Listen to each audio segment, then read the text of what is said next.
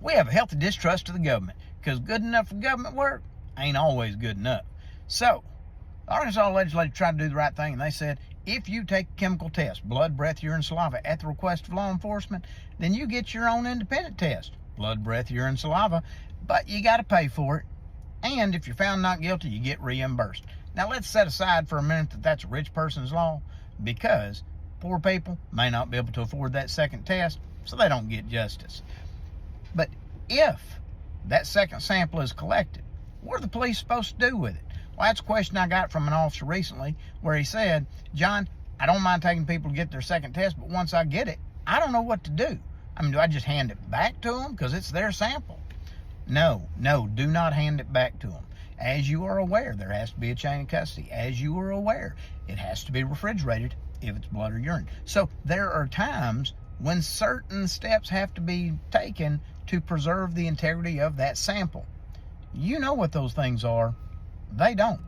So, to be fair, you need to make sure you maintain the chain of custody, make sure it's preserved in a way that it can be relied upon.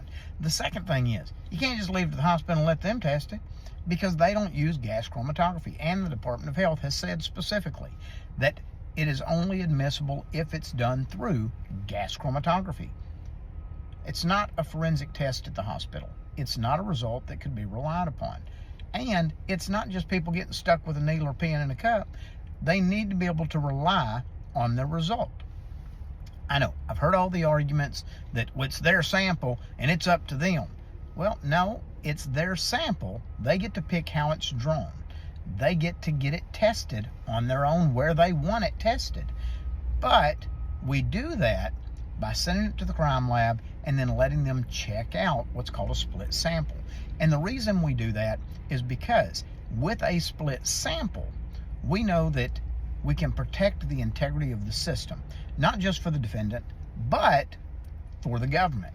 So if you just hand them back their sample, what is to prevent them from going home, waiting until they're sober, redrawing it, and then diluting their sample, or switching out their samples completely?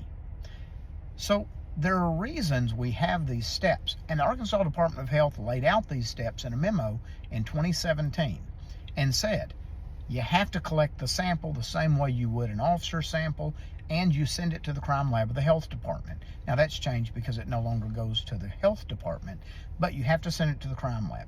If the person wants their own test, they can check that out, and that way the government can check the hematocrit level, they can check the blood sugar level. There's a lot of different ways they can make sure that both samples being tested at the independent lab and through the government are from the same person taken at the same time. That's what you do with a second sample. That's the way it should be handled. And we want to do justice, so just do it right.